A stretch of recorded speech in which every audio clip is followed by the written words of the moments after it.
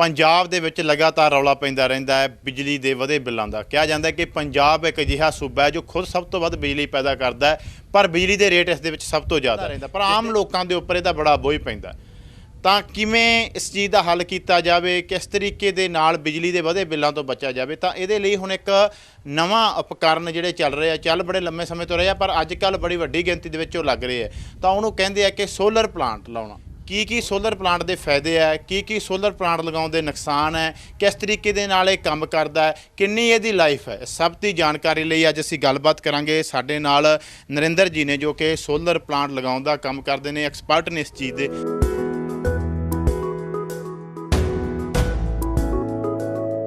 ਨਵੇਂ ਜਿਹੜੇ ਹੈ ਬਿਜਲੀ ਉਪਕਰਨ ਸਾਡੇ ਘਰਾਂ ਵਿੱਚ ਆ ਰਹੇ ਆ, ਮਤਲਬ ਕਿ ਦੋਹਰੇ ਪਾਸੋਂ ਬਿਜਲੀ ਦੇ ਬਿੱਲਾਂ ਦੀ ਮਾਰ ਪੈ ਰਹੀ ਹੈ। ਔਰ ਇਹ ਇੱਕ ਅਚਨਚੇਤ ਖਰਚਾ ਜਿਹੜਾ ਸਾਨੂੰ ਉਦੋਂ ਹੀ ਧਿਆਨ 'ਚ ਆਉਂਦਾ ਜਦੋਂ ਸਾਡੇ ਘਰੇ ਇੱਕ ਬਿੱਲ ਜਿਹੜਾ ਠਾਹ ਦੇਣੇ ਆ ਜਾਂਦਾ, ਤੇ ਉਦੋਂ ਸਾਨੂੰ ਜਿਹੜਾ ਹੈ ਲੱਗਦਾ ਕਿ ਇਹ ਬਿੱਲ ਹੁਣ ਕਿਵੇਂ ਭਰਾਂਗੇ।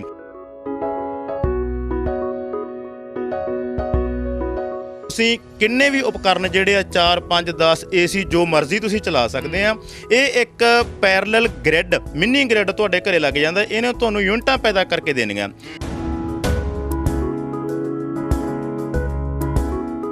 ਅਸੀਂ ਮੰਨ ਲਓ ਅਸੀਂ ਦਿਨ ਦੇ ਵਿੱਚ ਖਪਤ ਕੀਤੀਆਂ 10 ਯੂਨਿਟਾਂ, ਸਾਡੀਆਂ ਪਲਾਂਟ ਨੇ ਬਣਾਤੀਆਂ 15 ਯੂਨਿਟਾਂ, ਗ੍ਰਿਡ ਕੋਲ 15 ਚਲੇ ਗਈਆਂ। ਕੀ ਉਹਦੇ ਕੋਈ ਉਹ ਪੈਸੇ ਦਿੰਦੇ ਆ ਬਿਜਲੀ ਬੋਰਡ, ਬਿਜਲੀ ਵਿਭਾਗ ਵਧੀ ਯੂਨਿਟ ਦੇ ਪੈਸੇ ਦਿੰਦੇ?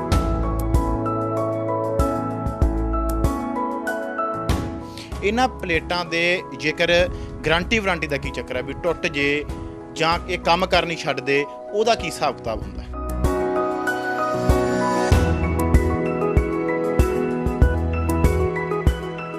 ਸੋਲਰ ਪਲਾਂਟ ਇੰਸਟਾਲ ਕਰਨ ਵਾਲਾ ਵੈਂਡਰ A to Z ਸ਼ੁਰੂ ਤੋਂ ਲੈ ਕੇ ਐਂਡ ਤੱਕ ਪੂਰੀ ਤਰ੍ਹਾਂ ਨਾਲ ਜ਼ਿੰਮੇਵਾਰ ਹੁੰਦਾ ਇਸ ਪਲਾਂਟ ਦੇ ਲਈ। ਇਸ ਕਰਕੇ ਇਹਨੂੰ ਇੰਨੇ ਕੁ ਤਕਨੀਕੀ ਤਰੀਕੇ ਦੇ ਨਾਲ ਔਰ ਐਕਸਪਰਟ ਔਰ ਜਿਹੜੇ ਹੈ ਟ੍ਰੇਨਡ ਇੰਸਟਾਲ ਕਰਨ ਵਾਲੇ ਜਿਹੜੇ ਇੰਜੀਨੀਅਰ ਸਾਡੇ ਉਹਨਾਂ ਤੋਂ ਲਵਾਇਆ ਜਾਂਦਾ। ਤਾਂ ਇਸ ਤਰ੍ਹਾਂ ਦੀ ਜਿਹੜੀ ਕੋਈ ਕਰੰਟ ਆਉਣ ਵਾਲੀ ਇਸ ਤਰ੍ਹਾਂ ਦੀ ਨੌਬਤ ਦੇ ਵਿੱਚ ਕਦੇ ਵੀ ਨਹੀਂ ਆਉਂਦੀ। ਲਗਭਗ 50 ਸਕੁਅਰ ਫੁੱਟ 1 ਕਿਲੋਵਾਟ ਨੂੰ ਜਿਹੜਾ ਹੈ ਉਹ ਚਾਹੀਦਾ ਹੁੰਦਾ। ਇਸੇ ਤਰ੍ਹਾਂ ਜਿਵੇਂ ਮਤਲਬ ਕਿ 5 ਕਿਲੋਵਾਟ ਦਾ ਪਲਾਂਟ ਆ ਤਾਂ ਉਹਨੂੰ 250 ਸਕੁਅਰ ਫੁੱਟ ਚਾਹੀਦਾ, 3 ਕਿਲੋਵਾਟ ਦਾ ਪਲਾਂਟ ਆ ਤਾਂ ਉਹਨੂੰ 150 ਪੌਣੇ 200 ਸਕੁਅਰ ਫੁੱਟ ਚਾਹੀਦਾ। ਲਗਭਗ 50 ਤੋਂ 60 ਸਕੁਅਰ ਫੁੱਟ ਪਰ ਕਿਲੋਵਾਟ ਜਿਹੜਾ ਹੈ ਇਹਦੀ ਰਿਕੁਆਇਰਮੈਂਟ ਹੁੰਦੀ ਜਗ੍ਹਾ। ਸਤਿ ਸ਼੍ਰੀ ਅਕਾਲ ਮਨਿੰਦਰ ਜੀ ਔਰ ਲੋਕ ਆਵਾਜ਼ TV ਦੇਖ ਰਹੇ ਸਾਰੇ ਦਰਸ਼ਕਾਂ ਨੂੰ ਮੇਰੀ ਸਤਿ ਸ਼੍ਰੀ ਅਕਾਲ। ਨਰਿੰਦਰ ਜੀ, ਸਭ ਤੋਂ ਪਹਿਲਾਂ ਮੇਰਾ ਸਵਾਲ ਫਾਇਦਿਆਂ 'ਤੇ ਆ ਜਾਈਏ ਕਿ ਸੋਲਰ ਪਲਾਂਟ ਜਿਹਨੂੰ ਅਸੀਂ ਕਹਿ ਰਹੀਏ ਕਿ ਇਹਦੇ ਲਗਾਉਣ ਦੇ ਕੀ ਫਾਇਦੇ? ਦੇਖੋ ਮਨਿੰਦਰ ਜੀ, ਜਿਵੇਂ ਕਿ ਤੁਸੀਂ ਹੁਣੇ ਆਪਣੇ ਦਰਸ਼ਕਾਂ ਨੂੰ ਦੱਸਿਆ ਕਿ ਦੋ ਤਰ੍ਹਾਂ ਨਾਲ ਬਿਜਲੀ ਦੇ ਬਿੱਲਾਂ ਦੀ ਮਾਰ ਸਾਡੇ ਲੋਕਾਂ ਦੇ ਉੱਤੇ ਪੈ ਰਹੀ ਹੈ। ਜੇਬ ਤੇ ਬੋਝ ਜਿਹੜਾ ਵੱਧ ਰਿਹਾ। ਨੰਬਰ 1 ਇਹ ਹੈ ਤਾਂ ਬਿਜਲੀ ਪੰਜਾਬ ਦੇ ਵਿੱਚ ਬਹੁਤ ਹੀ ਮਹਿੰਗੀ ਹੈ, ਔਰ ਦੂਜਾ ਕਾਰਨ ਹੈ ਕਿ ਸਾਡੀ ਦਿਨੋਂ ਦਿਨ ਜਿਹੜੇ ਖਪਤ ਬਹੁਤ ਵੱਧ ਰਹੀ ਆ। ਨਵੇਂ ਜਿਹੜੇ ਹੈ ਬਿਜਲੀ ਉਪਕਰਨ ਸਾਡੇ ਘਰਾਂ ਵਿੱਚ ਆ ਰਹੇ ਆ, ਮਤਲਬ ਕਿ ਦੋਹਰੇ ਪਾਸੋਂ ਬਿਜਲੀ ਦੇ ਬਿੱਲਾਂ ਦੀ ਮਾਰ ਪੈ ਰਹੀ ਹੈ। ਔਰ ਇਹ ਇੱਕ ਅਚਨਚੇਤ ਖਰਚਾ ਜਿਹੜਾ ਸਾਨੂੰ ਉਦੋਂ ਹੀ ਧਿਆਨ 'ਚ ਆਉਂਦਾ ਜਦੋਂ ਸਾਡੇ ਘਰੇ ਇੱਕ ਬਿੱਲ ਜਿਹੜਾ ਠਾਹ ਦੇਣੇ ਆ ਜਾਂਦਾ, ਤੇ ਉਦੋਂ ਸਾਨੂੰ ਜਿਹੜਾ ਹੈ ਲੱਗਦਾ ਕਿ ਇਹ ਬਿੱਲ ਹੁਣ ਕਿਵੇਂ ਭਰਾਂਗੇ। ਤਾਂ ਇਹਦੇ ਤੋਂ ਨਿਜਾਤ ਪਾਉਣ ਲਈ ਸਰਕਾਰਾਂ ਵੱਲੋਂ ਤਾਂ ਕੋਈ ਹੋਰ ਬਹੁਤ ਜ਼ਿਆਦਾ ਕਦਮ ਨਹੀਂ ਚੁੱਕੇ ਜਾ ਰਹੇ। ਬਿਜਲੀ ਸਸਤੀ ਹੋਣ ਦੀਆਂ ਸੰਭਾਵਨਾਵਾਂ ਤਾਂ, ਹਾਲਾਂਕਿ ਪੰਜਾਬ ਇੱਕ ਬਿਜਲੀ ਸਰਪਲਸ ਸੂਬਾ, ਫਿਰ ਵੀ ਬਹੁਤ ਘਟੀਆਂ ਪਈਆਂ, ਪਰ ਉਹਦੇ ਕੁਝ ਹੱਲ ਆ ਜਿਹੜੇ ਉਹ ਅਸੀਂ ਕਰ ਸਕਦੇ ਹਾਂ। ਜਿਹੜਾ ਅੱਜ ਦੇ ਯੁੱਗ ਦੇ ਵਿੱਚ ਜਿਹੜਾ ਸਭ ਤੋਂ ਵਧੀਆ ਹੱਲ ਹੈ ਉਹ ਹੈ ਕਿ ਸੋਲਰ ਪਲਾਂਟ ਜਿਹੜਾ ਹੈ ਘਰ ਦੇ ਵਿੱਚ ਇੰਸਟਾਲ ਕਰਾਇਆ ਜਾਵੇ, ਜਿਹਦੇ ਨਾਲ ਕਿ ਸਾਡਾ ਬਿਜਲੀ ਦਾ ਖਰਚਾ, ਜੇਕਰ ਅਸੀਂ ਆਪਦੀ ਖਪਤ ਦੇ ਮੁਤਾਬਕ ਪਲਾਂਟ ਲਾਉਂਦੇ ਹਾਂ ਤਾਂ ਉਹ ਲਗਭਗ ਜਿਹੜਾ ਹੈ ਨਿੱਲ ਹੋ ਜਾਂਦਾ। ਮਿਨੀਮਮ ਖਰਚੇ ਜਿਹੜੇ ਫਿਕਸਡ ਚਾਰਜਸ ਸਾਨੂੰ ਮੀਟਰ ਦੇ ਰੈਂਟ ਵਗੈਰਾ, MCB ਰੈਂਟ ਵਗੈਰਾ ਆਉਂਦੇ ਆ, ਉਹੀ ਭਰਨੇ ਪੈਂਦੇ ਆ। ਬਾਕੀ ਜਿਹੜਾ ਯੂਨਿਟ ਦਾ ਸਾਡਾ ਬਿੱਲ ਹੈ ਉਹ ਬਿਲਕੁਲ ਜਿਹੜਾ ਹੈ ਉਹ ਨਿੱਲ ਹੋ ਜਾਂਦਾ। ਯੂਨਿਟ ਦਾ ਬਿੱਲ ਹੋ ਜਾਂਦਾ। ਅੱਛਾ, ਤੁਸੀਂ ਕਿਹਾ ਕਿ ਖਪਤ ਦੇ ਹਿਸਾਬ ਨਾਲ ਦਾ ਕੀ ਚੱਕਰ ਹੈ? ਕਿਵੇਂ ਪਤਾ ਲੱਗੇ ਕਿ ਸਾਡੀ ਇੰਨੀ ਖਪਤ ਹੈ, ਸਾਨੂੰ ਇਹ ਪਾਵਰ ਦਾ ਲਗਾਉਣਾ ਪਵੇਗਾ? ਪਾਵਰ ਵਾਈਜ਼, ਖਪਤ ਵਾਈਜ਼ ਇਹਦੇ ਬਾਰੇ ਜ਼ਰੂਰ ਸਾਨੂੰ ਡਿਟੇਲ ਸਮਝਾਓ। ਜਦੋਂ ਤੁਹਾਡੇ ਕੋਲ ਬਿੱਲ ਆਉਂਦਾ ਤੁਹਾਡਾ ਬਿਜਲੀ ਬੋਰਡ ਦੇ ਉੱਤੋਂ, ਉਹਦੇ ਹੇਠਲੇ ਪਾਸੇ ਤੁਹਾਡੀ ਜਿਹੜੀ ਆ ਸਾਲਾਨਾ ਖਪਤ 6 ਬਿੱਲ ਤੁਹਾਨੂੰ ਜਿਹੜੇ ਸਾਲ ਦੇ ਆਉਂਦੇ ਆ, ਕਿਉਂਕਿ 2 ਮਹੀਨੇ ਤੋਂ ਸਾਡਾ ਬਿਜਲੀ ਦਾ ਬਿੱਲ ਆਉਂਦਾ, ਤਾਂ ਉਹਦੇ ਥੱਲੇ ਜਿਹੜੀ ਖਪਤ 6 ਬਿਲਿੰਗ ਸਾਈਕਲ ਦਿੱਤੇ ਹੁੰਦੇ ਆ। ਉੱਥੋਂ ਅਸੀਂ ਜਿਹੜਾ ਕੈਲਕੂਲੇਟ ਕਰ ਲੈਂਦੇ ਹਾਂ ਕਿ ਤੁਹਾਡੀ 1 ਸਾਲ ਦੀ ਖਪਤ ਕਿੰਨੀ ਆ। ਜੇਕਰ ਤੁਹਾਡੀ ਜਿਹੜੀ ਯੂਨਿਟਾਂ ਦੀ ਖਪਤ ਹੈ ਉਹ 4000 ਤੋਂ 4500 ਦੇ ਵਿੱਚ ਸਾਲ ਦੀ, ਤਾਂ 3 ਕਿਲੋਵਾਟ ਦਾ ਪਲਾਂਟ ਆ ਜਿਹੜਾ ਰਿਕਮੈਂਡ ਕਰਦੇ ਆ। ਜੇਕਰ ਤੁਹਾਡੀ ਖਪਤ ਹੈ ਜਿਹੜੀ 7000 ਤੋਂ 7500 ਯੂਨਿਟ ਸਾਲਾਨਾ, ਤਾਂ 5 ਕਿਲੋਵਾਟ ਦਾ ਰਿਕਮੈਂਡ ਕਰਦੇ ਆ। ਇਵੇਂ ਜਿਵੇਂ ਖਪਤ ਵੱਧਦੀ ਜਾਂਦੀ ਆ, ਜੇਕਰ 10000 ਤੋਂ ਉੱਪਰ ਚਲੀ ਜਾਂਦੀ ਹੈ ਤੁਹਾਡੀ ਖਪਤ, ਤਾਂ ਉਹਦੇ ਲਈ 8 ਜਾਂ ਫਿਰ 10 ਕਿਲੋਵਾਟ ਦਾ ਸੋਲਰ ਪਲਾਂਟ ਆ ਜਿਹੜਾ ਉਹ ਰਿਕਮੈਂਡ ਕਰਦੇ। ਅੱਛਾ, ਤੁਸੀਂ ਇਹ ਤਾਂ ਉਹਦੇ ਸਰਕਲ ਵਾਈਜ਼ ਦੱਸਤਾ। ਦੇਸੀ ਭਾਸ਼ਾ ਦੇ ਵਿੱਚ ਸਾਡੇ ਤੋਂ ਜਿਹੜੀ ਆਮ ਗੱਲਬਾਤ ਚੱਲਦੀ ਹੈ, ਇਹ ਸਾਡੇ ਸੋਲਰ ਲਵਾਉਣਾ ਕਿੰਨੇ AC ਚੱਲ ਪੈਣਗੇ? ਆਮ ਹੀ ਪੁੱਛਦਾ ਵੀ ਕਿੰਨੇ ਏਸੀ ਚੱਲ ਪੈਣਗੇ। ਉਹ ਕੀ ਹਿਸਾਬ ਕਿਤਾਬ ਦੱਸੋਗੇ ਤੁਸੀਂ ਲੋਕਾਂ ਨੂੰ ਵੀ ਜਿਵੇਂ ਅਗਲਾ ਸਿੱਧਾ ਆ ਕੇ ਪੁੱਛਦਾ ਜੀ ਅਸੀਂ 3 ਏਸੀ ਚਲਾਉਣੇ ਆ, ਸੋਲਰ ਪਲਾਂਟ ਲਵਾਉਣਾ, ਉਹਦੇ ਹਿਸਾਬ ਦਾ ਉਹਦਾ ਕੀ ਸਿੱਧਾ ਹਿਸਾਬ ਦੱਸਣਾ ਹੋਵੇ ਆਪਾਂ। ਬਿਲਕੁਲ ਮਨਿੰਦਰ ਜੀ, ਮੈਂ ਇੱਥੇ ਸਾਡੇ ਦਰਸ਼ਕਾਂ ਨੂੰ ਦੱਸਣਾ ਚਾਹੁੰਦਾ ਕਿ ਇਹ ਜਿਹੜਾ ਪ੍ਰੋਜੈਕਟ ਹੈ ਇਹਦੇ ਉੱਪਰ ਕਿਸੇ ਏਸੀ ਦਾ ਜਾਂ ਕਿਸੇ ਵੀ ਹੋਰ ਬਿਜਲੀ ਉਪਕਰਨ ਦਾ ਡਾਇਰੈਕਟ ਕੋਈ ਲੋਡ ਨਹੀਂ ਪੈਂਦਾ ਗਾ।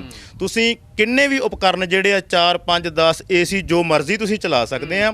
ਇਹ ਇੱਕ ਪੈਰਲਲ ਗ੍ਰਿਡ, ਮਿੰਨੀ ਗ੍ਰਿਡ ਤੁਹਾਡੇ ਘਰੇ ਲੱਗ ਜਾਂਦਾ, ਇਹਨੇ ਤੁਹਾਨੂੰ ਯੂਨਿਟਾਂ ਪੈਦਾ ਕਰਕੇ ਦੇਣੀਆਂ। ਉਹ ਡਿਪੈਂਡ ਕਰਦਾ ਕਿ ਜੇਕਰ ਤੁਸੀਂ ਵੱਧ ਉਪਕਰਨ ਚਲਾ ਲੈਂਦੇ ਆ, ਏਸੀ ਵੱਧ ਚਲਾ ਲੈਂਦੇ ਆ, ਤੁਹਾਡਾ ਬਿੱਲ ਵੱਧ ਆ ਜਾਊਗਾ, ਤੁਹਾਡੀ ਖਪਤ ਵੱਧ ਜੂਗੀ। ਇਹਨੇ ਤੁਹਾਨੂੰ ਜਿੰਨੀ ਬਿਜਲੀ ਪੈਦਾ ਕਰਕੇ ਦੇਣੀ ਹੈ ਉਹ ਦੇ ਦੇਣੀ ਹੈ। ਇਹਦੇ ਤੇ ਲੋਡ ਦਾ ਕੋਈ ਮਸਲਾ ਨਹੀਂ, ਭਾਵੇਂ ਤੁਸੀਂ ਇੱਕ 3 ਕਿਲੋਵਾਟ ਦੇ ਪਲਾਂਟ ਤੇ ਜੋ ਮਰਜ਼ੀ ਏਸੀ ਚਲਾਈ ਜਾਓ, ਕਿਉਂਕਿ ਇਹਦੇ ਉੱਪਰ ਡਾਇਰੈਕਟ ਲੋਡ ਕੋਈ ਨਹੀਂ ਪੈਂਦਾ। ਪਰ ਆਮ ਇਹ ਅਸੀਂ ਦੇਖਦੇ ਹਾਂ ਜਾਂ ਕੋਈ ਸਿੱਧੀ ਭਾਸ਼ਾ ਚੱਕ ਕੇ ਬਜਾ ਸਾਡੇ ਇੱਕ ਏਸੀ ਆ, ਅਸੀਂ ਕਹਿ ਦਿੰਦੇ ਵੀ ਤੇਰਾ 3 ਕਿਲੋਵਾਟ ਨਾਲ ਜਿਹੜਾ ਹੈ ਪ੍ਰੋਜੈਕਟ ਸਰ ਜੂਗਾ। ਜੋ ਅਗਲਾ ਕਹਿੰਦਾ ਕਿ ਸਾਡੇ 2 ਏਸੀ ਚੱਲਦੇ ਆ, ਫਿਰ ਅਸੀਂ 5 ਕਿਲੋਵਾਟ ਰਿਕਮੈਂਡ ਕਰਦੇ ਹਾਂ। ਇਦਾਂ ਹੀ ਮਤਲਬ ਇੱਕ ਜਿਹੜਾ ਦੇਸੀ ਭਾਸ਼ਾ ਦੇ ਵਿੱਚ ਵੀ ਸਮਝਾ ਦਿੰਦੇ ਆ, ਤੇ ਜੇ ਅਗਲਾ ਕੰਜ਼ੰਪਸ਼ਨ ਦੇ ਹਿਸਾਬ ਨਾਲ ਸਾਡੇ ਤੋਂ ਗੱਲ ਸਮਝ ਨਹੀਂ ਚਾਹਵੇ ਤਾਂ ਉਵੇਂ ਵੀ ਸਮਝਾ ਦਿੱਤਾ ਜਾਂਦਾ। ਅੱਛਾ, ਤੁਸੀਂ ਗੱਲ ਕੀਤੀ ਕਿ ਸਿੱਧਾ ਲੋਡ ਨਹੀਂ ਪੈਂਦਾ। ਪਹਿਲਾਂ ਅਸੀਂ ਦੇਖਦੇ ਹੁੰਦੇ ਸੀ ਕਿ ਪੁਰਾਣੇ, ਜਦੋਂ ਅੱਜ ਤੋਂ 5 ਸਾਲ 7 ਸਾਲ ਪਹਿਲਾਂ ਜਾਵੜੀਏ, ਬੈਟਰੀ ਲੱਗਦੇ ਹੁੰਦੇ ਸੀਗੇ ਸੋਲਰ ਪਲਾਂਟ ਦੇ ਨਾਲ। ਉਹ ਬਿਜਲੀ ਨੂੰ ਜੇ ਕਿਸੇ ਉਹ ਜਮ੍ਹਾਂ ਕਰ ਲੈਂਦੇ ਸੀ, ਜਦੋਂ ਲਾਈਟ ਚਲੀ ਜਾਂਦੀ ਸੀ ਜਾਂ ਰਾਤ ਦੇ ਸਮੇਂ ਉਹ ਅਸੀਂ ਤੋਂ ਵਰਤ ਲੈਂਦੇ ਸੀ। ਹੁਣ ਜਿਹੜਾ ਤੁਸੀਂ ਗੱਲ ਕਰ ਰਹੇ ਹੋ ਕਿ ਇਹ ਤਾਂ ਸਿਰਫ ਗ੍ਰਿਡ ਲੱਗਿਆ ਤੁਹਾਡੇ ਘਰੇ, ਤੁਸੀਂ ਜਿੰਨੀ ਮਰਜ਼ੀ ਵਰਤੋ। ਇਹ 2 ਤਰ੍ਹਾਂ ਦੇ ਜਿਹੜੇ ਔਨ ਗ੍ਰਿਡ ਤੇ ਆਫ ਗ੍ਰਿਡ, ਇਹਦੇ ਬਾਰੇ ਵੀ ਸਾਨੂੰ ਡਿਟੇਲ ਸਮਝਾਓ। ਜੀ ਬਿਲਕੁਲ, ਆਫ ਗ੍ਰਿਡ ਪਹਿਲਾਂ ਤੋਂ ਪ੍ਰਚਲਿਤ ਸੀਗਾ ਸਾਡੇ ਸਾਰੇ ਕਿਤੇ, ਅੱਜ ਵੀ ਆਫ ਗ੍ਰਿਡ ਸਿਸਟਮ ਲੱਗਦਾ। ਉਹ ਡਿਪੈਂਡ ਕਰਦਾ ਕਿ ਜਿੱਥੇ ਲਾਈਟ ਬਹੁਤ ਜ਼ਿਆਦਾ ਜਾਂਦੀ ਆ ਉੱਥੇ ਆਫ ਗ੍ਰਿਡ ਰਿਕਮੈਂਡ ਕਰਦੇ ਆ, ਜਾਂ ਜੋ ਛੋਟੀਆਂ ਥਾਵਾਂ ਜਿੱਥੇ ਦੁਕਾਨ ਵਗੈਰਾ, ਜਿੱਥੇ 1 2 ਪੱਖੇ ਤੇ ਲਾਈਟਾਂ ਚੱਲਣੀਆਂ, ਉੱਥੇ ਆਫ ਗ੍ਰਿਡ ਰਿਕਮੈਂਡ ਕਰਦੇ ਆ। ਆਫ ਗ੍ਰਿਡ ਦੇ ਵਿੱਚ ਬੈਟਰੀ ਸਿਸਟਮ ਹੁੰਦਾ, ਤੁਹਾਨੂੰ ਬੈਕਅਪ ਮਿਲ ਜਾਂਦਾ ਕਿ ਉਹ ਲਾਈਟ ਜਿਹੜੀ ਹੈ ਬੈਟਰੀਆਂ ਦੇ ਵਿੱਚ ਜਮ੍ਹਾਂ ਕਰਕੇ ਰੱਖ ਲੈਂਦਾ ਤੇ ਰਾਤ ਨੂੰ ਤੁਸੀਂ ਵਰਤ ਲੈਂਦੇ ਹੋ। ਔਨ ਗ੍ਰਿਡ ਦੇ ਵਿੱਚ ਤੁਹਾਨੂੰ ਜਿਹੜਾ ਡਾਇਰੈਕਟ ਬੈਕਅਪ ਨਹੀਂ ਮਿਲਦਾ। ਇਹ ਕੇਵਲ ਤੁਹਾਨੂੰ ਫੈਸਿਲੀਟੇਟ ਕਰਦਾ ਕਿ ਤੁਹਾਡੇ ਜਿਹੜੀ ਹੈ ਜੇਬ ਖਰਚੇ ਨੂੰ ਘਟਾਉਂਦਾ, ਤੁਹਾਡੇ ਬਿੱਲ ਦਾ ਜਿਹੜਾ ਬੋਝ ਆ ਉਹਨੂੰ ਖਤਮ ਕਰਦਾ, ਤੁਹਾਨੂੰ ਬੈਕਅਪ ਨਹੀਂ ਦਿੰਦਾ। ਇਹਦਾ ਬੈਕਅਪ ਇਨਡਾਇਰੈਕਟਲੀ ਮਿਲਦਾ ਸਾਨੂੰ। ਦਿਨ ਵੇਲੇ ਤੁਸੀਂ ਜਿੰਨੀ ਵੀ ਇਹ ਪਲਾਂਟ ਤੁਹਾਡਾ ਬਿਜਲੀ ਪੈਦਾ ਕਰਦਾ, ਉਹ ਜੋ ਤੁਸੀਂ ਘਰੇ ਖਪਤ ਕਰ ਲਈ, ਬਾਕੀ ਦੀ ਵਧੀ ਹੋਈ ਲਾਈਟ ਜਿਹੜੀ ਆ ਉਹ ਗ੍ਰਿਡ ਨੂੰ ਟਰਾਂਸਫਰ ਹੋ ਜਾਂਦੀ ਆ, ਔਰ ਰਾਤ ਨੂੰ ਅਸੀਂ ਜਿਹੜੀ ਹੈ ਗ੍ਰਿਡ ਤੋਂ ਲੈਣਾ ਸ਼ੁਰੂ ਕਰ ਦਿੰਦੇ ਆ। ਉਹ ਵੀ ਇੱਕ ਤਰ੍ਹਾਂ ਦੀ ਬੈਂਕਿੰਗ ਆ, ਇੱਕ ਤਰ੍ਹਾਂ ਦੀ ਜਿਹੜੀ ਸਟੋਰੇਜ ਆ ਤੁਹਾਡੀ, ਉਹ ਬੈਟਰੀਆਂ ਦੇ ਵਿੱਚ ਹੁੰਦੀ ਆ, ਇਹ ਤੁਹਾਡੀ ਜਿਹੜੀ ਹੈ ਗ੍ਰਿਡ ਦੇ ਵਿੱਚ ਹੋ ਜਾਂਦੀ ਹੈ। ਅੱਛਾ, ਜੇਕਰ ਗ੍ਰਿਡ ਦੇ ਵਿੱਚ ਅਸੀਂ ਮੰਨ ਲਓ ਅਸੀਂ ਦਿਨ ਦੇ ਵਿੱਚ ਖਪਤ ਕੀਤੀਆਂ 10 ਯੂਨਿਟਾਂ, ਸਾਡੀਆਂ ਪਲਾਂਟ ਨੇ ਬਣਾਤੀਆਂ 15 ਯੂਨਿਟਾਂ, ਗ੍ਰਿਡ ਕੋਲ 15 ਚਲੇ ਗਈਆਂ, ਕੀ ਉਹਦੇ ਕੋਈ ਉਹ ਪੈਸੇ ਦਿੰਦੇ ਆ ਬਿਜਲੀ ਵਿਭਾਗ ਵਧੀਆ ਯੂਨਿਟ ਦੇ ਪੈਸੇ ਦਿੰਦੇ ਆ? ਨਹੀਂ ਜੀ, ਪੰਜਾਬ ਦੇ ਵਿੱਚ ਇਸ ਤਰ੍ਹਾਂ ਦੀ ਕੋਈ ਸਕੀਮ ਨਹੀਂ ਕਿ ਜੇਕਰ ਸਾਡੀ ਯੂਨਿਟ ਬਿਜਲੀ ਬੋਰਡ ਵੱਲ ਵੱਧ ਗਈ ਉਹਦੀ ਸਾਨੂੰ ਕੋਈ ਜਿਹੜੇ ਹੈ ਪੈਸੇ ਨਹੀਂ ਮਿਲਦੇ। ਜੇਕਰ ਅਸੀਂ ਯੂਨਿਟਾਂ ਦੀ ਖਪਤ ਵੱਧ ਕਰ ਲਈ ਉਹਦਾ ਸਾਨੂੰ ਮਹਿਕਮੇ ਨੂੰ ਜਿਹੜਾ ਹੈ ਭੁਗਤਾਨ ਕਰਨਾ ਪੈਂਦਾ। ਕੁਝ ਯੂਨੀਅਨ ਟੈਰੀਟਰੀ ਦੇ ਵਿੱਚ ਜਿਵੇਂ ਚੰਡੀਗੜ੍ਹ ਵਗੈਰਾ ਦੇ ਵਿੱਚ ਕੁਝ ਇਨਸੈਂਟਿਵ ਦੇ ਰੂਪ ਵਿੱਚ ਥੋੜ੍ਹੀ ਬਹੁਤ ਰਾਸ਼ੀ ਜਿਹੜੀ ਹੈ ਰੁਪਈਆ ਜਾਂ 2 ਰੁਪਏ ਪਰ ਯੂਨਿਟ ਜਿਹੜੀ ਹੈ ਲੋਕਾਂ ਨੂੰ ਵਧੀਆ ਹੋਈ ਯੂਨਿਟ ਦਿੱਤੀ ਜਾਂਦੀ ਹੈ। ਪਰ ਪੰਜਾਬ ਦੇ ਵਿੱਚ ਹਾਲੇ ਤੱਕ ਇਸ ਤਰ੍ਹਾਂ ਦਾ ਕੋਈ ਸਕੀਮ ਨਹੀਂ ਹੈ। ਕੋਈ ਸਕੀਮ ਨਹੀਂ ਹੈ। ਬਿਜਲੀ ਬੋਰਡ ਦੇ ਨਾਲ ਜਿਵੇਂ ਐਗਰੀਮੈਂਟ ਹੁੰਦਾ ਹੈ, ਉਹ ਐਗਰੀਮੈਂਟ ਦਾ ਕੀ ਪ੍ਰੋਸੈਸ ਹੁੰਦਾ? ਜੇ ਕਿਸੇ ਵਿਅਕਤੀ ਨੇ ਲਗਾਉਣਾ ਹੋਵੇ, ਉਹ ਤੁਸੀਂ ਖੁਦ ਕਰਵਾ ਕੇ ਦਿੰਦੇ ਹੋ ਜਾਂ ਉਹਨੂੰ ਖੁਦ ਨੂੰ ਜਾਣਾ ਪੈਂਦਾ ਹੈ ਉਹ ਐਗਰੀਮੈਂਟ ਕਰਨ ਵਾਸਤੇ? ਐਗਰੀਮੈਂਟ ਦਾ ਸਮਾਂ ਕਿੰਨਾ ਹੁੰਦਾ? ਮਹਿਕਮਾ ਜਿਹੜਾ ਹੈ ਉਹ ਡਾਇਰੈਕਟਲੀ ਜੋ ਖਪਤਕਾਰ ਹੈ, ਉਪਭੋਗਤਾ ਹੈ ਜਾਂ ਸਾਡਾ ਕਲਾਇੰਟ ਹੈ, ਉਹਨੂੰ ਹੀ ਕਹਿੰਦਾ ਹੈ ਕਿ ਅਪਲਾਈ ਕਰੇ। ਉਹਨਾਂ ਦਾ ਇੱਕ ਪੋਰਟਲ ਬਣਿਆ, ਵੈਬਸਾਈਟ ਦੇ ਉੱਪਰ ਇੱਕ PSPCL ਦਾ ਪੋਰਟਲ ਬਣਿਆ ਹੋਇਆ, ਉਹਦੇ ਤੇ ਜਾ ਕੇ ਜਿਹੜਾ ਹੈ ਕਸਟਮਰ ਅਪਲਾਈ ਕਰਦਾ। ਅਸੀਂ ਉਹਨੂੰ ਫੈਸਿਲੀਟੇਟ ਕਰਦੇ ਹਾਂ, ਕਿਉਂਕਿ ਹਰੇਕ ਬੰਦੇ ਨੂੰ ਜਿਹੜਾ ਹੈ ਇਸ ਚੀਜ਼ ਦੀ ਸਮਝ ਨਹੀਂ ਹੁੰਦੀ ਕਿ ਮੈਂ ਆਨਲਾਈਨ ਕਿਵੇਂ ਅਪਲਾਈ ਕਰਨਾ, ਕਿਹੜੀਆਂ ਚੀਜ਼ਾਂ ਅਪਲੋਡ ਕਰਨੀਆਂ।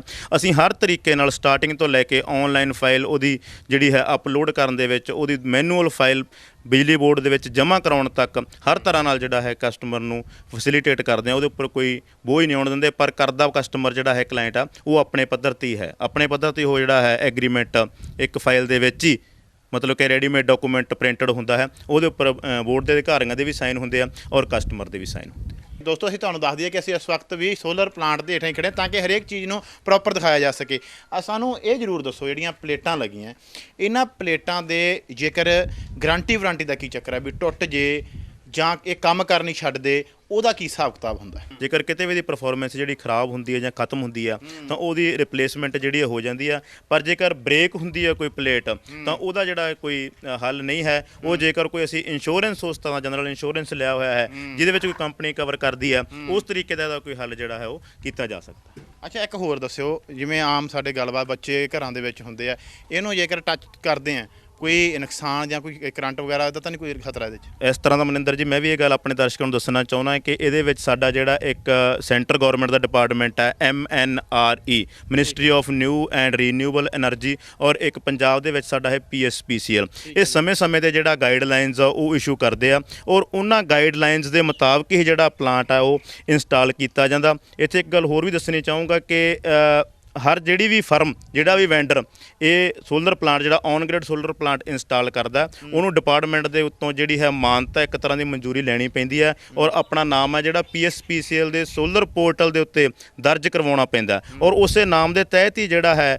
ਸਾਰਾ ਡਾਟਾ ਇਹਦਾ ਅਪਲਾਈ ਹੁੰਦਾ ਪਹਿਲਾਂ ਔਰ ਬਾਅਦ ਦੇ ਜਦੋਂ ਇੰਸਟਾਲ ਹੋ ਜਾਂਦਾ ਤਾਂ ਪੂਰੇ ਦਾ ਪੂਰਾ ਡਾਟਾ ਕਿ ਕਿਹੜੇ ਪੈਨਲ ਲੱਗੇ ਹੋਏ ਆ, ਕਿਹੜਾ ਸਟਰਕਚਰ ਲੱਗਿਆ, ਕਿਹੜੀ ਵਾਇਰ ਯੂਜ਼ ਕੀਤੀ ਹੈ, ਉਹਦੀ ਪੂਰੀ ਦੀ ਪੂਰੀ ਡਿਟੇਲ ਫਰਮ ਦੇ ਨਾਂ ਦੇ ਅੰਡਰ ਹੀ ਜਿਹੜੀ ਹੈ ਡਿਪਾਰਟਮੈਂਟ ਦੀ ਪੋਰਟਲ ਤੇ ਚੜ੍ਹਦੀ ਆ। ਮੇਰਾ ਕਹਿਣ ਤੋਂ ਭਾਵ ਇਹ ਕਿ ਸੋਲਰ ਪਲਾਂਟ ਇੰਸਟਾਲ ਕਰਨ ਵਾਲਾ ਵੈਂਡਰ A to Z ਸ਼ੁਰੂ ਤੋਂ ਲੈ ਕੇ ਐਂਡ ਤੱਕ ਪੂਰੀ ਤਰ੍ਹਾਂ ਨਾਲ ਜ਼ਿੰਮੇਵਾਰ ਹੁੰਦਾ ਇਸ ਪਲਾਂਟ ਦੇ ਲਈ। ਇਸ ਕਰਕੇ ਇਹਨੂੰ ਇੰਨੇ ਇੱਕ ਤਕਨੀਕੀ ਤਰੀਕੇ ਦੇ ਨਾਲ ਔਰ ਐਕਸਪਰਟ ਔਰ ਜਿਹੜੇ ਹੈ ਟ੍ਰੇਨਡ ਇੰਸਟਾਲ ਕਰਨ ਵਾਲੇ ਜਿਹੜੇ ਇੰਜੀਨੀਅਰ ਸਾਡੇ ਉਹਨਾਂ ਤੋਂ ਲਵਾਇਆ ਜਾਂਦਾ ਤਾਂ ਇਸ ਤਰ੍ਹਾਂ ਦੀ ਜਿਹੜੀ ਕੋਈ ਕਰੰਟ ਆਉਣ ਵਾਲੀ ਇਸ ਤਰ੍ਹਾਂ ਦੀ ਨੌਬਤ ਦੇ ਵਿੱਚ ਕਦੇ ਵੀ ਨਹੀਂ ਆਉਂਦੀ। ਕਦੇ ਵੀ ਨਹੀਂ ਆਉਂਦੀ।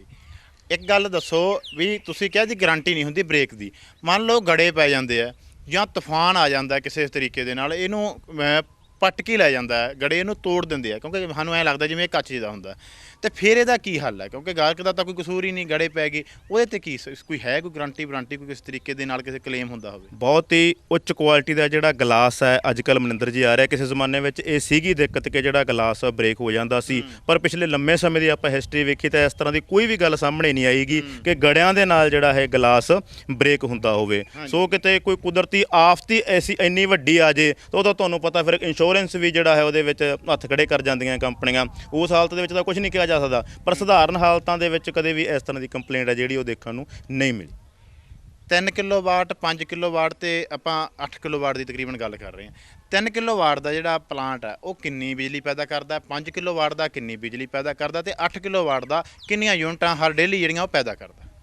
ਇਹ ਅਸੀਂ ਤਕਰੀਬਨ ਸਾਲਾਨਾ ਜਿਹੜਾ ਹੈ ਐਵਰੇਜ ਕੱਢ ਕੇ ਦੱਸਦੇ ਹੁੰਦੇ ਆ ਕਿਉਂਕਿ ਸਰਦੀ ਔਰ ਗਰਮੀ ਦੇ ਮੌਸਮ ਦੇ ਵਿੱਚ ਥੋੜੀ ਤਬਦੀਲੀ ਆਉਂਦੀ ਆ। ਗਰਮੀ ਦੇ ਵਿੱਚ ਤੇ ਵਰਕਿੰਗ ਆਵਰਸ ਬਹੁਤ ਵੱਧ ਜਾਂਦੇ ਆ, ਧੁੱਪ ਦੇ ਘੰਟੇ ਬਹੁਤ ਵੱਧ ਜਾਂਦੇ ਆ, ਇਸ ਕਰਕੇ ਯੂਨਿਟਾਂ ਦੀ ਜਿਹੜੀ ਹੈ ਜਨਰੇਸ਼ਨ ਉਹ ਜ਼ਿਆਦਾ ਹੋ ਜਾਂਦੀ ਆ, ਜ਼ਿਆਦਾ ਯੂਨਿਟਾਂ ਜਨਰੇਟ ਕਰਦਾ। ਸਰਦੀ ਦੇ ਵਿੱਚ ਕਿਉਂਕਿ ਕੰਮ ਕਰਨ ਦੇ ਘੰਟੇ ਘੱਟ ਜਾਂਦੇ ਆ ਇਸ ਕਰਕੇ ਜਿਹੜਾ ਹੈ ਇਹਦੀ ਯੂਨਿਟਾਂ ਦੀ ਘੱਟ ਪੈਦਾਵਾਰ ਹੁੰਦੀ ਹੈ। ਜਿਹੜਾ ਇੱਕ 3 ਕਿਲੋਵਾਟ ਦਾ ਪਲਾਂਟ ਹੈ ਉਹ ਲਗਭਗ 1 ਸਾਲ ਦੀਆਂ ਤੁਹਾਨੂੰ 42-4300 ਯੂਨਿਟਾਂ ਦਿੰਦਾ। ਜਿਹੜਾ 5 ਕਿਲੋਵਾਟ ਦਾ ਪਲਾਂਟ ਹੈ ਉਹ 7200 ਤੋਂ 7500 ਦੇ ਵਿੱਚ ਯੂਨਿਟਾਂ ਦਿੰਦਾ। ਇਸੇ ਤਰ੍ਹਾਂ ਮਤਲਬ ਕਿ 1400 ਲਗਭਗ 1 ਕਿਲੋਵਾਟ ਦਾ ਪਲਾਂਟ ਦਿੰਦਾ। ਜਿਵੇਂ ਜਿਵੇਂ ਮਤਲਬ ਕਿ ਪਲਾਂਟ ਵੱਧਦਾ ਜਾਂਦਾ ਉਸੇ ਕਪੈਸਿਟੀ ਮੁਤਾਬਕ ਯੂਨਿਟਾਂ ਦੀ ਜਿਹੜੀ ਆ ਉਹ ਜਨਰੇਟ ਕਰਦਾ ਜਾਂਦਾ ਜੀ। ਕਿੰਨੀ ਕੁ ਜਗ੍ਹਾ ਚਾਹੀਦੀ ਹੁੰਦੀ ਹੈ? ਜਿਵੇਂ 3 ਕਿਲੋ 5 ਕਿਲੋ ਤੇ 8 ਤੇ ਫੇਰ ਆ ਜਾਂਦੇ ਆਪਾਂ, ਇਹਨੂੰ ਜਗ੍ਹਾ ਕਿੰਨੀ ਕੁ ਇੰਸਟਾਲ ਜਿਹੜੀ ਕਰਾਉਣਾ ਹੋਵੇ ਕਿੰਨੀ ਜਗ੍ਹਾ ਚਾਹੀਦੀ ਹੈ? ਕਈ ਵਾਰ ਹੋਵੇ ਕਿ ਘਰ ਛੋਟਾ ਹੋਵੇ ਪਰ ਉਹਨਾਂ ਦੀ ਖਪਤ ਜ਼ਿਆਦਾ ਕਿਉਂਕਿ ਏਸੀ ਜ਼ਿਆਦਾ ਲੱਗੇ ਹੋਣ, ਉਹਨਾਂ ਨੇ 8 ਕਿਲੋਵਾਟ ਦਾ ਕਰਾਉਣਾ, ਫਿਰ ਕਿਵੇਂ ਐਡਜਸਟ ਕਰਦੇ ਹੋ? ਲਗਭਗ 50 ਸਕੁਅਰ ਫੁੱਟ 1 ਕਿਲੋਵਾਟ ਨੂੰ ਜਿਹੜਾ ਹੈ ਉਹ ਚਾਹੀਦਾ ਹੁੰਦਾ। ਇਸੇ ਤਰ੍ਹਾਂ ਜਿਵੇਂ ਜਿਵੇਂ ਮਤਲਬ ਕਿ 5 ਕਿਲੋਵਾਟ ਦਾ ਪਲਾਂਟ ਆ ਤਾਂ ਉਹਨੂੰ 250 ਸਕੁਅਰ ਫੁੱਟ ਚਾਹੀਦਾ, 3 ਕਿਲੋਵਾਟ ਦਾ ਪਲਾਂਟ ਆ ਤਾਂ ਉਹਨੂੰ 150 ਪੌਣੇ 200 ਸਕੁਅਰ ਫੁੱਟ ਚਾਹੀਦਾ। ਲਗਭਗ 50 ਤੋਂ 60 ਸਕੁਅਰ ਫੁੱਟ ਪਰ ਕਿਲੋਵਾਟ ਜਿਹੜਾ ਹੈ ਇਹਦੀ ਰਿਕੁਆਇਰਮੈਂਟ ਹੁੰਦੀ ਜਗ੍ਹਾ ਦੀ ਰਿਕੁਆਇਰਮੈਂਟ ਜੀ। ਇਹਦੀ ਤੁਹਾਡੇ ਵੱਲੋਂ ਚਲੋ ਬ੍ਰੇਕ ਦੀ ਤਾਂ ਹੈ ਨਹੀਂ ਗੀ, ਵੈਸੇ ਗਾਰੰਟੀ ਕਿੰਨੀ ਹੁੰਦੀ ਹੈ ਵੀ ਇਹ 'ਚ ਪਲਾਂਟ ਦੇ ਵਿੱਚ ਕੋਈ ਤਕਨੀਕੀ ਕਾਰਨ ਕੋਈ ਪ੍ਰੋਬਲਮ ਆ ਜਾਵੇ, ਬਿਜਲੀ ਘੱਟ ਪੈਦਾ ਕਰਨ ਲੱਗ ਜਾਵੇ ਜਾਂ ਕੋਈ ਹੋਰ ਵਾਇਰ ਦੇ ਵਿੱਚ ਕਿਸੇ ਵੀ ਤਰੀਕੇ ਦਾ ਇਨਵਰਟਰ ਹੈ ਉਹਦੇ ਵਿੱਚ ਪ੍ਰੋਬਲਮ ਆ ਜਾਵੇ, ਉਹਦੀ ਗਾਰੰਟੀ ਵਾਰੰਟੀ ਦਾ ਕੀ? ਜਿਵੇਂ ਕਿ ਮੈਂ ਤੁਹਾਨੂੰ ਦੱਸਿਆ ਕਿ ਪੈਨਲ ਦੀ ਤਾਂ 25 ਸਾਲ ਦੀ ਪਰਫਾਰਮੈਂਸ ਵਾਰੰਟੀ ਆ ਔਰ ਇਹਦੇ ਵਿੱਚ ਜਿਹੜਾ ਇੱਕ ਕਨਵਰਟਰ ਲੱਗਦਾ ਜਿਹਨੂੰ ਦੇਸੀ ਭਾਸ਼ਾ 'ਚ ਇਨਵਰਟਰ ਵੀ ਕਹਿ ਦਿੰਦੇ ਆ, ਉਹ ਵੀ ਤੁਹਾਨੂੰ ਦਿਖਾਵਾਂਗੇ। ਉਹਦੀ ਗਾਰੰਟੀ ਜਿਹੜੀ ਆ ਉਹ 5 ਸਾਲ ਤੋਂ ਲੈ ਕੇ 10 ਸਾਲ ਦੀ, ਉਹ ਵੇਰੀ ਕਰਦਾ ਕਿ ਆਪਾਂ ਕਿਹੜੀ ਕੰਪਨੀ ਦਾ ਜਿਹੜਾ ਹੈ ਕਨਵਰਟਰ ਇੰਸਟਾਲ ਕਰ ਰਹੇ ਹਾਂ। ਔਰ ਉਸ ਤੋਂ ਬਿਨਾਂ ਜਿਹੜੀ ਅਸੀਂ 5 ਸਾਲ ਦੀ ਇਹਦੀ ਮੇਨਟੇਨੈਂਸ ਦੀ ਕਮਿਟਮੈਂਟ ਵੀ ਕਸਟਮਰ ਦੇ ਨਾਲ ਕਰਦੇ ਹਾਂ। ਜੇ ਕੋਈ ਛੋਟੇ ਮੋਟੇ ਜਿਹੜੇ ਫਾਲਟ ਸਾਡੇ ਪੱਧਰ ਦੇ ਆ ਮਕੈਨੀਕਲ, ਕੋਈ ਵਾਇਰ ਦਾ ਜਿਵੇਂ ਸਵਿਚ ਦਾ ਤੁਸੀਂ ਕਿਹਾ, ਤਾਂ ਉਹ ਜਿਹੜੀ ਹੈ ਸਮੇਂ-ਸਮੇਂ ਤੇ ਅਸੀਂ ਉਹਦੀ ਦੇਖ ਰੇਖ ਜਿਹੜੀ ਆ ਉਹ 5 ਸਾਲਾਂ ਤੱਕ ਦਿੰਨੇ ਆ ਕਸਟਮਰ ਨੂੰ ਮੇਨਟੇਨੈਂਸ। ਨਰਿੰਦਰ ਜੀ ਇਹਨਾਂ ਦੀ ਕੋਈ ਫਰਕ ਹੁੰਦਾ? ਜਿਵੇਂ ਅਸੀਂ ਆਮ ਤੌਰ ਤੇ ਦੇਖਦੇ ਹਾਂ ਕਿ ਸਾਡੀ ਬਿਜਲੀ ਦੇ ਜਿਹੜੇ ਮੀਟਰ ਲੱਗੇ ਹੁੰਦੇ ਆ ਉਹ ਵੀ ਗਿਣੇ ਜਾਂਦੇ ਆ ਕਿ ਕਮਰਸ਼ੀਅਲ ਹੈ, ਇਹਦੀ ਯੂਜ਼ ਫੈਕਟਰੀ ਲਈ ਹੋ ਰਿਹਾ, ਇੱਥੇ ਘਰ ਲਈ ਹੋ ਰਿਹਾ, ਕਮਰਸ਼ੀਅਲ ਤੇ ਰੈਜ਼ੀਡੈਂਸ਼ੀਅਲ।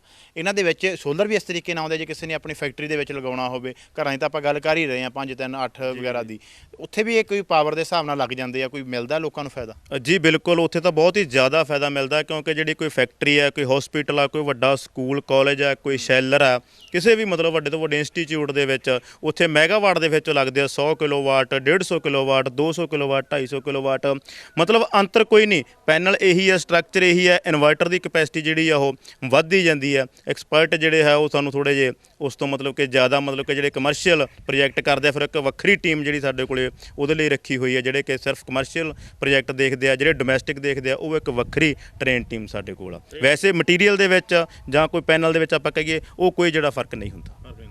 ਕੰਪਨੀਆਂ ਬੜੀਆਂ, ਨਾਮ ਨਹੀਂ ਲਵਾਂਗੇ ਅਸੀਂ ਕਿਸੇ ਦਾ ਵੀ, ਕੰਪਨੀਆਂ ਦੇ ਵਿੱਚ ਵੀ ਫਰਕ ਹੈ। ਕੋਈ ਵਧੀਆ ਘਟੀਆ ਬਿਜਲੀ ਵੱਧ ਬਣਾਉਣ ਜਾਂ ਘੱਟ ਬਣਾਉਣ ਦਾ ਇਹ ਵੀ ਚੱਕਰ ਹੁੰਦਾ, ਜਾਂ ਜਿਵੇਂ ਕਹਿੰਦੇ ਆ ਕਿ ਇਹ ਤਾਂ ਜੀ ਇੱਕ ਸੈੱਲ ਹੁੰਦਾ, ਸੋਲਰ ਦਾ ਸਿਸਟਮ ਹੈ, ਉਵੇਂ ਉਹ ਸੈੱਲ ਨੇ ਬਿਜਲੀ ਪੈਦਾ ਕਰਨੀ ਹੈ, ਕੰਪਨੀ ਜਿਹੜੀ ਮਰਜ਼ੀ ਲਵਾ ਲਓ। ਬਿਲਕੁਲ ਜੀ, ਤੁਹਾਡੀ ਗੱਲ ਬਿਲਕੁਲ ਦਰੁਸਤ ਹੈ ਕਿ ਬਿਜਲੀ ਇੱਕੋ ਜਿਹੀ ਪੈਦਾ ਕਰਦੇ ਆ, ਕੋਈ ਇਹਨਾਂ ਦਾ ਫਰਕ ਨਹੀਂ। ਸਾਰੇ ਪੈਨਲਾਂ ਦੀ ਵਾਰੰਟੀ ਵੀ ਸੇਮ ਹੈ, ਪਰ ਕਈ ਵਾਰ ਕੁਝ ਇਸ ਤਰ੍ਹਾਂ ਦੇ ਬ੍ਰਾਂਡ ਹੁੰਦੇ ਆ ਜਿਨ੍ਹਾਂ ਦਾ ਨਾਂ ਚੱਲਿਆ ਹੁੰਦਾ, ਉਹਨਾਂ ਦਾ ਰੇਟ ਜਿਹੜਾ ਥੋੜ੍ਹਾ ਬਹੁਤਾ ਕਈ ਵਾਰੀ ਖਰਚਾ ਦੂਜਿਆਂ ਦੇ ਮੁਕਾਬਲੇ ਵੱਧ ਜਾਂਦਾ। ਅਦਰਵਾਈਜ਼ ਇਹਨਾਂ ਦੀ ਪਰਫਾਰਮੈਂਸ ਦੇ ਵਿੱਚ ਕੋਈ ਬਹੁਤ ਜ਼ਿਆਦਾ ਫਰਕ ਜਿਹੜਾ ਉਹ ਨਹੀਂ ਮਿਲਦਾ ਦੇਖਣ। ਹੁਣ ਅਸੀਂ ਤੁਹਾਨੂੰ ਇਨਵਰਟਰ ਵੀ ਦਿਖਾਉਣੇ ਆ। ਪਹਿਲਾਂ ਦੋਸਤੋ ਆ ਪੈਨਲ ਤੁਹਾਨੂੰ ਦਿਖਾਤਾ ਹੈ, ਇਨਵਰਟਰ ਹੈ, ਜਿਹਨੂੰ ਕਨਵਰਟਰ ਕਹਿੰਦੇ ਆ, ਇਨਵਰਟਰ ਕਹਿੰਦੇ ਆ ਵੀ ਇਹ ਜਿਹੜਾ ਕਰੰਟ ਹੈ ਉਹਨੂੰ ਚੇਂਜ ਕਰਦਾ। ਬਾਕੀ ਇਹਨਾਂ ਨੂੰ ਜਾਣਕਾਰੀ ਲੈਂਦੇ ਆ ਵੀ ਇਹਦੇ ਕੀ ਪਰਪਸ ਹੈ, ਕੀ ਕੰਮ ਹੈ, ਤੇ ਕਿਸ ਤਰੀਕੇ ਦੇ ਨਾਲ ਇਹ ਜਿਹੜਾ ਪੈਨਲ ਦੇ ਨਾਲ ਦਾ ਲਗਾਉਣਾ ਚਾਹੀਦਾ, ਜਾਂ ਇਹਦੀ ਕੰਪਨੀ ਵੀ ਅਸੀਂ ਵੱਖਰੀ ਚੂਜ਼ ਕਰ ਸਕਦੇ।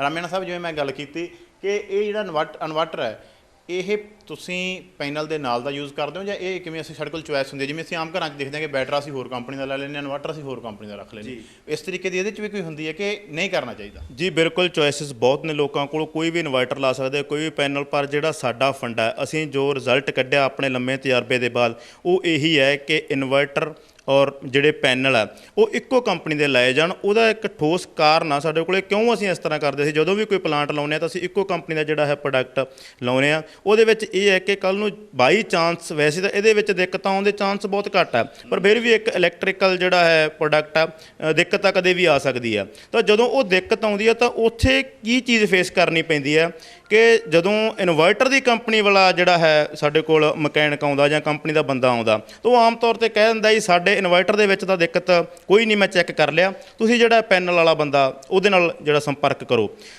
ਜਿਹੜਾ ਪੈਨਲ ਵਾਲਾ ਜਦੋਂ ਆਉਂਦਾ ਤਾਂ ਉਹ ਇਹ ਕਹਿ ਦਿੰਦਾ ਕਿ ਜੀ ਸਾਡੇ ਪੈਨਲ ਠੀਕ ਆ, ਤੁਸੀਂ ਇਨਵਰਟਰ ਵਾਲੇ ਬੰਦੇ ਨਾਲ ਸੰਪਰਕ ਕਰੋ। ਉਹਨਾਂ ਦੋਹਾਂ ਬੰਦਿਆਂ ਨੂੰ ਇੱਕ ਪਲੇਟਫਾਰਮ 'ਤੇ ਇੱਕੋ ਸਮੇਂ ਇਕੱਠੇ ਕਰਨਾ ਸਾਡੇ ਲਈ ਬੜਾ ਮੁਸ਼ਕਲ ਹੋ ਜਾਂਦਾ, ਬੜੀ ਦਿੱਕਤ ਆ ਜਾਂਦੀ ਹੈ। ਜਦੋਂ ਉਹ ਪ੍ਰੋਡਕਟ ਇੱਕੋ ਕੰਪਨੀ ਦਾ ਲੱਗਿਆ ਹੋਊਗਾ, ਇਨਵਰਟਰ ਤੇ ਪੈਨਲ, ਉਦੋਂ ਜਦੋਂ ਵੀ ਕੰਪਨੀ ਦਾ ਮਕੈਨਿਕ ਇੰਜੀਨੀਅਰ ਤੁਹਾਡੇ ਕੋਲੇ ਚੈੱਕ ਕਰਨ ਆਊਗਾ ਤਾਂ ਔਨ ਦੀ ਸਪੌਟ ਉਹਨੂੰ ਡਿਸੀਜਨ ਦੇਣਾ ਪਊਗਾ ਕਿ ਦਿੱਕਤ ਇਨਵਰਟਰ ਦੇ ਵਿੱਚ ਆ ਜਾਂ ਦਿੱਕਤ ਜਿਹੜੀ ਹੈ ਪੈਨਲ ਦੇ ਵਿੱਚ। ਤੇ ਜਦੋਂ ਡਿਸੀਜਨ ਦੇਤਾ ਉਦੋਂ ਬਾਅਦ ਉਹਦੀ ਜਿਹੜੀ ਹੈ ਉਹਨੂੰ ਫਿਕਸ ਵੀ ਉਸੇ ਨੂੰ ਕਰਨਾ ਪਊਗਾ। ਤਾਂ ਇਸੇ ਵਜ੍ਹਾ ਕਰਕੇ ਜਿਹੜਾ ਹੈ ਅਸੀਂ ਇੱਕੋ ਕੰਪਨੀ 'ਤੇ ਨਿਰਭਰ ਰਹਿੰਦੇ ਹਾਂ ਕਿ ਜਿਹੜੀ ਵੀ ਕੰਪਨੀ ਦਾ ਅਸੀਂ ਪ੍ਰੋਡਕਟ ਲਾਈਏ, ਇਨਵਰਟਰ ਔਰ ਪੈਨਲ ਇੱਕੋ ਕੰਪਨੀ ਦਾ ਲਾਇਆ ਜਾਵੇ। ਇਹ ਸੋਲਰ ਪਲਾਂਟ ਚੱਲ ਰਿਹਾ ਇਸ ਟਾਈਮ ਜਾਂ ਨਹੀਂ ਚੱਲ ਰਿਹਾ? ਮੰਨ ਲਓ ਬੱਦਲ ਹੋ ਗਏ ਜਾਂ ਮੀਂਹ ਪੈਣ ਲੱਗ ਗਿਆ, ਉਹ ਸਾਨੂੰ ਕਿਸੇ ਤਰੀਕੇ ਨਾਲ ਪਤਾ ਲੱਗ ਸਕਦਾ, ਗਾਹਕ ਨੂੰ ਕਿਸੇ ਤਰੀਕੇ ਨਾਲ ਉਹਦਾ ਪਤਾ ਲੱਗ ਸਕਦਾ? ਬਿਲਕੁਲ ਜੀ, 3 ਥਾਵਾਂ ਤੋਂ ਤੁਸੀਂ ਇਹਦੀ ਰੀਡਿੰਗ ਜਿਹੜੀ ਲੈ ਸਕਦੇ ਆ। ਇੱਕ ਤਾਂ ਤੁਹਾਡੇ ਘਰ ਦੇ ਬਾਹਰ ਚੈੱਕ ਮੀਟਰ ਲੱਗਦਾ, ਜਿਹੜਾ ਕੇਵਲ ਉਹ ਯੂਨਿਟਾਂ ਦੱਸਦਾ ਜੋ ਤੁਹਾਡੇ ਸੋਲਰ ਪਲਾਂਟ ਨੇ ਜਨਰੇਟ ਕੀਤੀਆਂ। ਉਸ ਤੋਂ ਬਿਨਾਂ ਜਿਹੜਾ ਇਨਵਰਟਰ ਦਾ ਡਿਸਪਲੇ ਇੱਥੇ ਤੁਹਾਨੂੰ ਨਜ਼ਰ ਆ ਰਿਹਾ, ਇਸ ਡਿਸਪਲੇ ਦੇ ਵਿੱਚ ਯੂਨਿਟਸ ਸ਼ੋ ਹੁੰਦੀਆਂ ਕਿ ਅੱਜ ਇਹਨੇ ਕਿੰਨੀਆਂ ਯੂਨਿਟਾਂ ਬਣਾਤੀਆਂ ਤੇ ਜਦੋਂ ਦਾ ਇਹ ਪਲਾਂਟ ਇੰਸਟਾਲ ਹੋਇਆ ਉਦੋਂ ਤੋਂ ਹੁਣ ਤੱਕ ਇਹਨੇ ਕਿੰਨੀਆਂ ਯੂਨਿਟਾਂ ਬਣਾਤੀਆਂ। ਤੀਜਾ ਜਿਹੜਾ ਤਰੀਕਾ ਹੈ ਕਿ ਇਹਦੇ ਥੱਲੇ ਜਿਹੜਾ ਹੈ ਸਿਸਟਮ ਤੁਸੀਂ ਦੇਖ ਰਹੇ ਹੋਗੇ, ਇੱਕ ਵਾਈਫਾਈ ਸਿਸਟਮ ਲੱਗਿਆ। ਕਈ ਇਨਵਰਟਰਾਂ ਦੇ ਵਿੱਚ ਇੱਕ ਸਿਮ ਵਾਲਾ ਸਿਸਟਮ, ਉਹਦਾ ਸਿਮ ਪਾਉਣਾ ਪੈਂਦਾ। ਇਹ ਇੱਕ ਐਪ ਇੰਸਟਾਲ ਹੋ ਕੇ ਜਾਂ ਇੱਕ ਵੈਬ ਲਿੰਕ ਤੇ ਤੁਹਾਡੇ ਮੋਬਾਈਲ ਫੋਨ ਦੇ ਨਾਲ ਜਿਹੜਾ ਹੈ ਕਨੈਕਟ ਹੋ ਜਾਂਦਾ, ਔਰ ਤੁਸੀਂ ਕਿਸੇ ਵੇਲੇ ਵੀ ਆਪਣੇ ਮੋਬਾਈਲ ਫੋਨ ਤੇ ਜਿਹੜੀ ਆਪਣੀ ਪ੍ਰੋਡਕਸ਼ਨ ਹੈ ਇਹਦੀ ਜੋ ਯੂਨਿਟਾਂ ਇਹ ਬਣਾ ਰਿਹਾ ਜਾਂ ਬੰਦ ਪਿਆ ਜਾਂ ਬਣਾ ਰਿਹਾ, ਉਹਨੂੰ ਜਿਹੜਾ ਕਿਸੇ ਵੇਲੇ ਮੋਬਾਈਲ ਫੋਨ ਤੇ ਜਿਹੜਾ ਹੈ ਉਹ ਚੈੱਕ ਕਰ ਸਕਦੇ। ਇੱਕ ਕਹਿੰਦੇ ਆ ਜੀ ਇਹਦੇ ਤੇ ਵੀ ਅਸਮਾਨੀ ਬਿਜਲੀ ਡਿੱਗਣ ਦਾ ਬੜਾ ਖਤਰਾ ਹੁੰਦਾ, ਉਹਦਾ ਕਿਵੇਂ ਬਚਾਅ ਕੀਤਾ ਜਾ ਸਕਦਾ? ਦੇਖੋ ਮਨਿੰਦਰ ਜੀ, ਹਰ ਤਰ੍ਹਾਂ ਨਾਲ ਪਲਾਂਟ ਆ ਜਿਹੜਾ ਇਹ ਸੇਫ ਕੀਤਾ ਗਿਆ। ਇਸੇ ਕਰਕੇ ਮੈਂ ਪਹਿਲਾਂ ਵੀ ਜ਼ਿਕਰ ਕੀਤਾ ਸੀ ਕਿ ਗਵਰਨਮੈਂਟ ਤੋਂ ਸਮੇਂ-ਸਮੇਂ ਗਾਈਡਲਾਈਨਸ ਜਿਹੜੀਆਂ ਜਾਰੀ ਕੀਤੀਆਂ ਜਾਂਦੀਆਂ। ਇਹਦੀ ਇੱਕ 3 ਤਰ੍ਹਾਂ ਦੀ ਅਰਥਿੰਗ ਕੀਤੀ ਜਾਂਦੀ ਹੈ।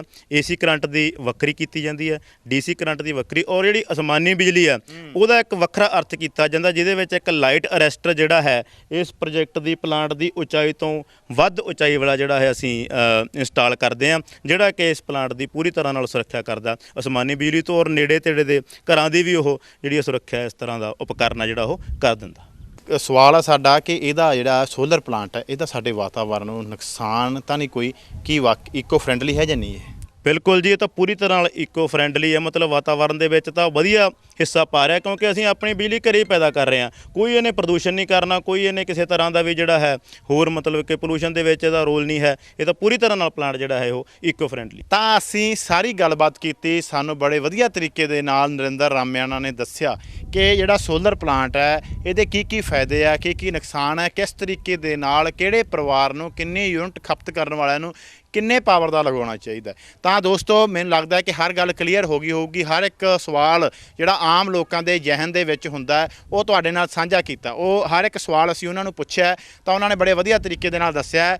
ਤਾਂ ਜਿਸ ਤਰੀਕੇ ਦੇ ਨਾਲ ਬਿਜਲੀ ਦੇ ਰੇਟ ਵੱਧ ਰਹੇ ਆ, ਜਿਸ ਤਰੀਕੇ ਦੇ ਨਾਲ ਅਸੀਂ ਹਰ ਰੋਜ਼ ਦੇਖਦੇ ਹਾਂ ਕਿ ਸਾਡੇ ਤੇ ਬਿੱਲਾਂ ਦਾ ਬੋਝ ਪੈ ਰਿਹਾ, ਤਾਂ ਜਿਸ ਪਰਿਵਾਰ ਦੀ ਗੁੰਜਾਇਸ਼ ਹੈ, ਜੋ ਪਰਿਵਾਰ ਲਵਾ ਸਕਦਾ ਹੈ, ਇਹਦੇ ਦੋ ਫਾਇਦੇ ਆ। ਇਹਨਾਂ ਨੇ ਦੱਸਿਆ ਕਿ ਇੱਕ ਤਾਂ ਇਹਦਾ ਬਿਜਲੀ ਦੀ ਜਿਹੜੀ ਆ ਸਾਡੀ ਉਹ ਇਕੋ ਫਰੈਂਡਲੀ ਹੈ, ਸਾਡੇ ਵਾਤਾਵਰਣ ਲਈ ਵਧੀਆ ਹੈ। ਦੂਜੇ ਨੰਬਰ ਦੇ ਉੱਤੇ ਸਾਡਾ ਜਿਹੜਾ ਬਿਜਲੀ ਦਾ ਖਪਤ ਹੈ ਉਹ ਸਾਡੀ ਹੁੰਦੀ ਹੈ, ਪਰ ਸਾਡੀ ਜਿਹੜੀ ਕੰਜੰਪਸ਼ਨ ਹੈ ਉਹ ਦੋਨੇ ਮਿਲਾ ਕੇ ਸਾਨੂੰ ਜਿਹੜਾ ਬਰਾਬਰ ਬਿੱਲ ਰਹਿ ਜਾਂਦਾ। ਸਾਡੇ ਉੱਪਰ ਸਿਰਫ ਉਹੀ ਖਰਚੇ ਪੈਂਦੇ ਆ ਜਿਹੜੇ ਖਰਚੇ ਸਾਨੂੰ ਬਿਜਲੀ ਬੋਰਡ ਵੱਲੋਂ ਫਿਕਸ ਹੁੰਦੇ ਆ। ਤਾਂ ਇਸ ਤਰੀਕੇ ਦੇ ਨਾਲ ਅਸੀਂ ਬਿਜਲੀ ਦੇ ਭਾਰੀ ਬਿੱਲਾਂ ਤੋਂ ਹੀ ਬਚ ਸਕਦੇ ਹਾਂ, ਕਿਉਂਕਿ ਸਰਕਾਰਾਂ ਤਾਂ ਹੋ ਸਕਦਾ ਸਾਡੇ ਬਿੱਲ ਨਾ ਘਟਾਉਣ, ਪਰ ਅਸੀਂ ਆਪਦੇ ਆਪ ਇਹ ਚੀਜ਼ ਤੋਂ ਬਚ ਸਕਦੇ ਹਾਂ। ਤਾਂ ਬੜੇ ਵਧੀਆ ਤਰੀਕੇ ਦੇ ਨਾਲ ਇੱਕ ਚੀਜ਼ ਦੀ ਤੁਹਾਨੂੰ ਜਾਣਕਾਰੀ ਦਿੱਤੀ ਹੈ। ਕੈਮਰਾ ਪਰਸਨ ਹਿਮਤਾਜ ਢੱਲਾ ਦੇ ਨਾਲ ਮਨਿੰਦਰਜੀਤ ਸਿੱਧੂ, ਲੋਕਵਾਈ TV।